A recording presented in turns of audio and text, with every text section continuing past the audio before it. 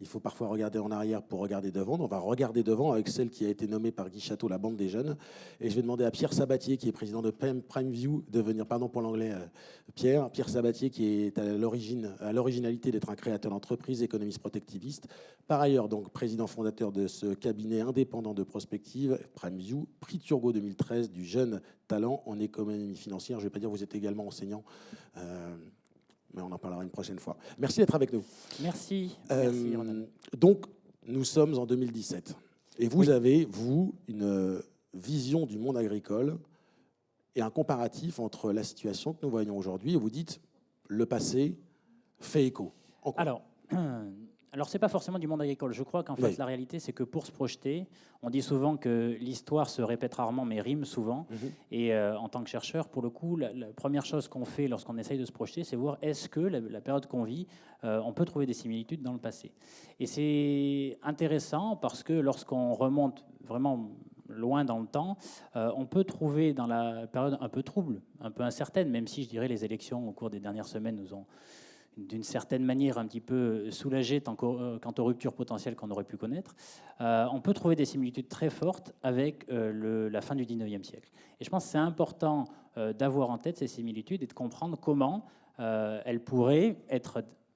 Enfin, comment on pourrait répondre en fait à ce diagnostic qu'on partage avec la fin du siècle, de 2 siècles précédents. Alors, je vais faire un tout petit parallèle. Les similitudes. La première chose, c'est que, alors, comme d'habitude, on a même parlé de ça au cours du débat présidentiel. C'était la fin du travail, les révolutions numériques qui changent tout, la fin d'un monde. La réalité, c'est que ce n'est pas la première fois qu'on vit ou que le monde vit une révolution technologique.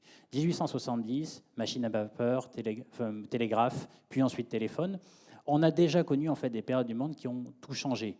À savoir une révolution technologique majeure, c'est en 1870. À quoi ça aboutit? Qu'est-ce que ça a permis? C'est là où c'est intéressant par rapport au monde qu'on vient de connaître au cours des 15 dernières années notamment. Première chose, grande phase de délocalisation. Parce que oui, jusqu'au moment où, lorsqu'on n'avait pas de train, à l'époque, une machine à vapeur permet en fait de mettre en place les transports ferroviaires. Avant, les lieux de production étaient systématiquement là où on consommait. Proximité entre lieu de production et lieu de consommation. À partir du moment où vous avez la machine à vapeur et donc le train, vous pouvez être en mesure de dissocier les lieux de production des lieux de consommation. Phase de délocalisation. Liée à cela, mais liée aussi à une révolution de communication. Le télégraphe, puis ensuite le téléphone, c'est la même chose. Ça permet en fait de réduire le temps. Donc les similitudes, elles sont évidentes chez nous. Ça fait 15 ans qu'on l'a connue. La révolution, elle est essentiellement politique, puisque cette phase de délocalisation, elle était liée en gros à l'introduction de la Chine dans le commerce international en 2001. Et donc, plus Internet fait qu'on aboutit à la même chose. C'est le premier point. Deuxième point, c'est que c'est extraordinaire. Lorsque vous avez une révolution comme celle-ci, ça invente ou ça permet d'ouvrir sur de nouveaux métiers. Alors bien sûr, en contrepartie, ça fait disparaître des métiers d'avant. Et oui, à l'époque, effectivement, pour avoir des glaçons, on montait dans le nord, on découpait des blocs de glace qu'on acheminait pour pouvoir en fait pour pouvoir réfrigérer. À partir du moment là aussi où vous avez la machine à vapeur, tout change et vous êtes dans des dimensions où des métiers d'avant sont en train de disparaître et sont remplacés simplement au regard d'une révolution de moyens, des outils à disposition qui font tout changer. Donc c'est top, ça crée de la croissance, un vrai dynamisme avec beaucoup de création d'entreprises. Et il faut bien avoir en tête que ce panorama-là, il est fabuleux parce que même si vous avez un système assez inégalitaire, tout comme aujourd'hui, les inégalités, elles sont consubstantielles même de l'activité économique, c'est logique, mais lorsque vous êtes dans une dynamique aussi favorable, en gros avec des niveaux de croissance qui sont très élevés, concrètement, les inégalités, elles sont supportées. Et ça, c'est vraiment la clé. Pourquoi? Parce que même si le partage de la valeur ajoutée est assez inégalitaire, les derniers ont toujours en fait l'espoir d'en profiter un peu. Donc, qu'est-ce qui se passe, malheureusement, qu'est-ce qui se passe une fois que cette révolution technologique, elle vous a apporté tout ce qu'elle avait à vous apporter? Rien de grave, si ce n'est que les marchés deviennent progressivement matures, la saturation. Alors, à l'époque, c'est la même chose, tout le monde commence à être équipé. J'ai pris mon téléphone, c'est pas pour téléphoner pendant mon interview, mais voilà, vous avez compris, cet iPhone, ce smartphone, voilà, ça n'existait pas il y a 10 ans. Aujourd'hui, tout le monde en a. Et progressivement, ces marchés matures, ces marchés à saturation, ils créent quoi? Mais il crée simplement le fait que la taille du gâteau à se partager, au lieu d'augmenter, commence à se stabiliser. Mais encore faut-il le choisir. C'est-à-dire le choisir. Il faut accepter ce changement-là, ne pas se braquer et arriver à avancer avec ces ruptures technologiques. Le diagnostic, notamment. si vous ne le partagez pas, en général, vous mourrez dans ces cas-là. Je fais un tout petit parallèle par rapport à l'organisation ou l'entreprise, puisqu'on est en train de se projeter. Lorsque le changement n'est pas une bonne chose, je vais le dire tel que je le pense, le changement n'est pas une bonne chose. Pourquoi? Parce qu'il est anxiogène, il coûte de l'argent, et lorsqu'on peut s'éviter le changement, il faut l'éviter. Lorsqu'on a des bonnes pratiques qui fonctionnent et que globalement on est à périmètre constant et qu'on peut continuer à vivre sur celle-ci, il faut continuer. Sauf que lorsque c'est l'environnement qui change, en l'occurrence, là, ne pas changer, ça peut amener à la destruction. Et ça revient en fait aux propos qui ont été écoutés tout à l'heure. Il n'y a pas grand-chose à dire. Agrica l'a vécu. Il a fait le diagnostic que le changement d'environnement ne lui permettait plus de vivre sur ses anciennes bonnes pratiques, et elle l'était bonne à une époque qui était celle qu'elle était.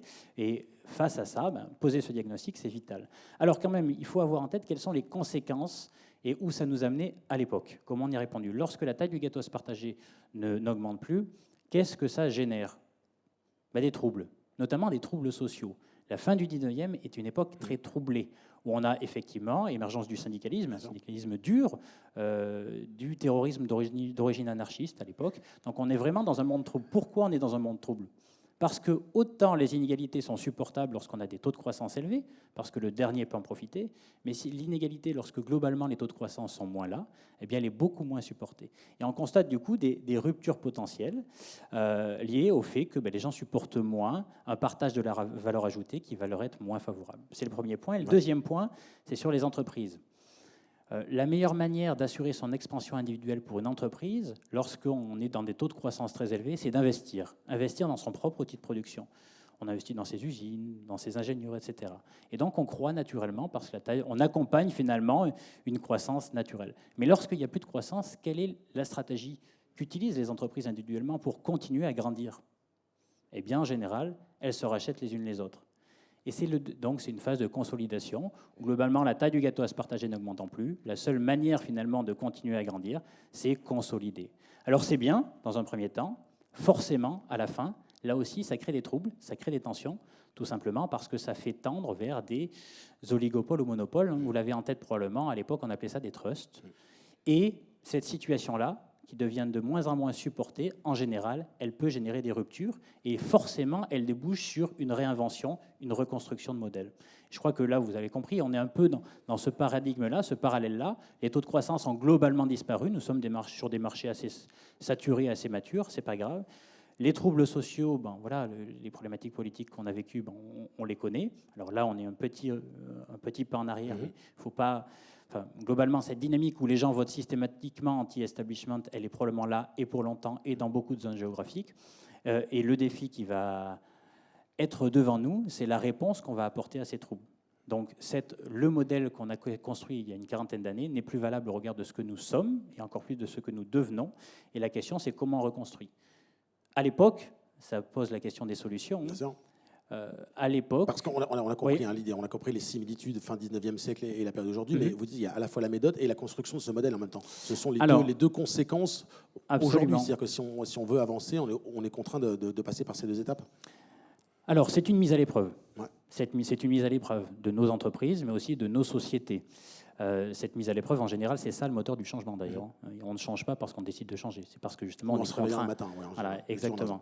À l'époque, on y a répondu via une rupture politique. Et c'est intéressant quand même de l'avoir en tête, parce que tout le monde dit, mais là encore, c'est amusant. La date qui signe la fin de ce mécanisme-là, de ce phénomène-là, c'est 1901, et notamment aux États-Unis, avec l'élection d'un Roosevelt, mais pas Franklin, Theodore Roosevelt, qui est élu sur un programme tout simple, extrêmement simple, qui s'appelle le Square Deal.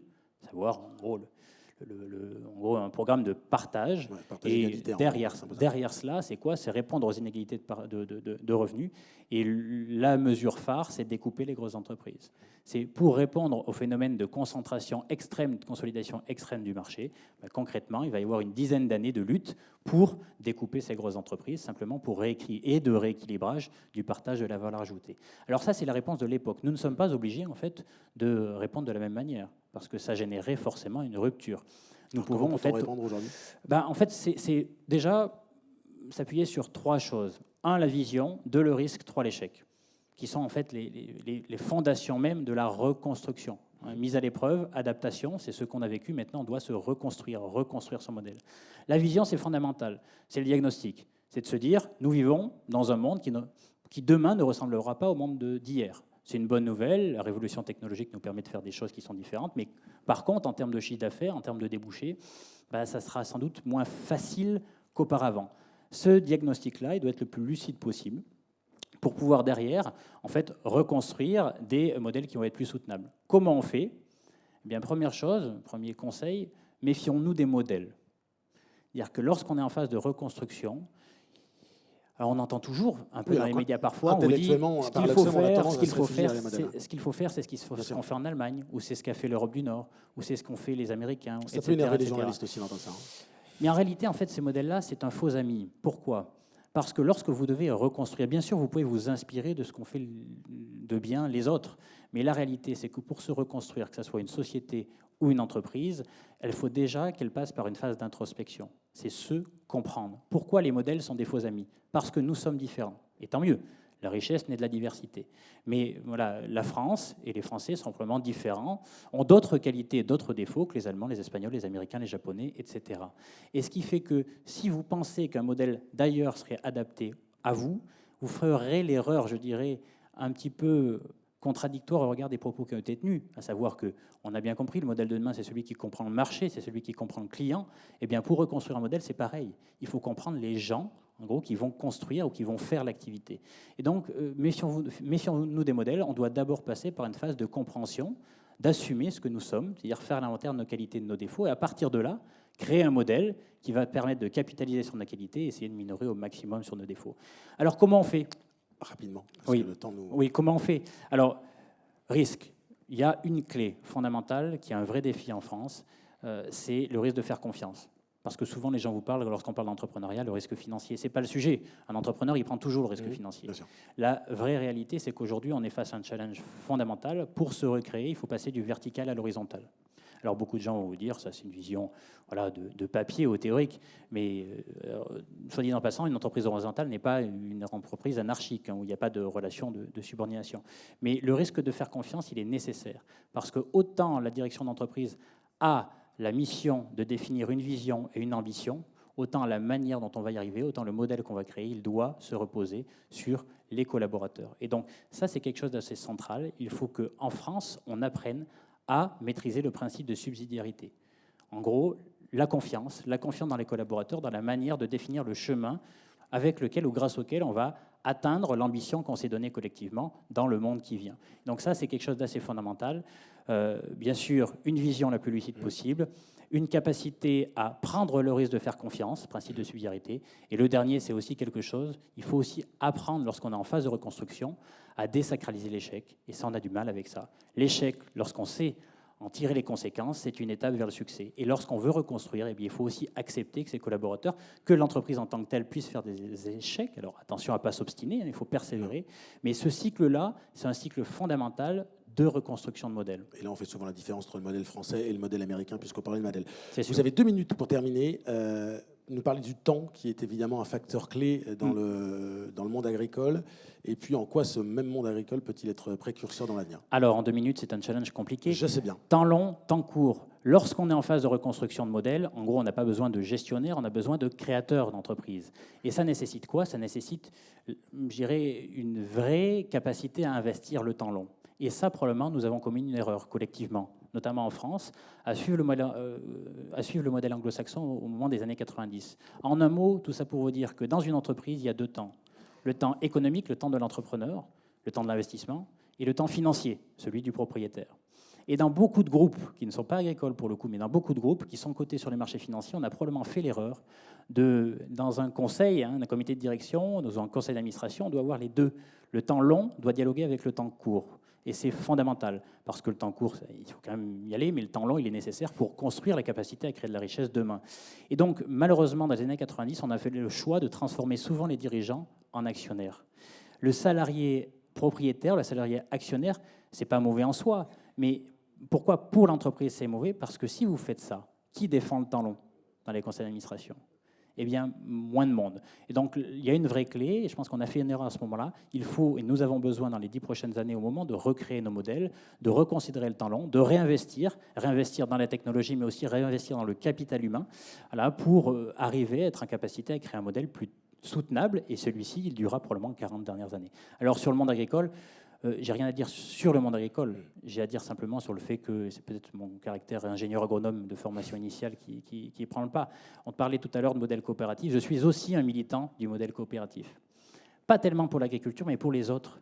Parce que lorsqu'on parle tout à l'heure de verticalité versus horizontalité, ça veut dire quoi? Ça veut dire comment fait-on coïncider, cohabiter le local avec le global? Il y a probablement beaucoup d'innovations à faire dans la manière dont on construit les entreprises aujourd'hui, c'est-à-dire celles de demain, dans comment les autres secteurs d'activité peuvent faire sien les modèles coopératifs qui paraissent très adaptés pour capitaliser sur les initiatives locales, mais toujours en ayant une capacité à devenir un acteur global. Et donc, il y a probablement une innovation majeure à faire sur les modèles coopératifs pour l'ensemble des autres secteurs d'activité. Mais ça a été évoqué tout à l'heure, ça ne serait pas surprenant puisque l'agriculture a toujours été un précurseur pour l'ensemble en fait, de la société. Et la conversation pourra se poursuivre d'ici une petite demi-heure de l'autre côté. Merci beaucoup Pierre Sabatier d'avoir été avec nous. Merci beaucoup.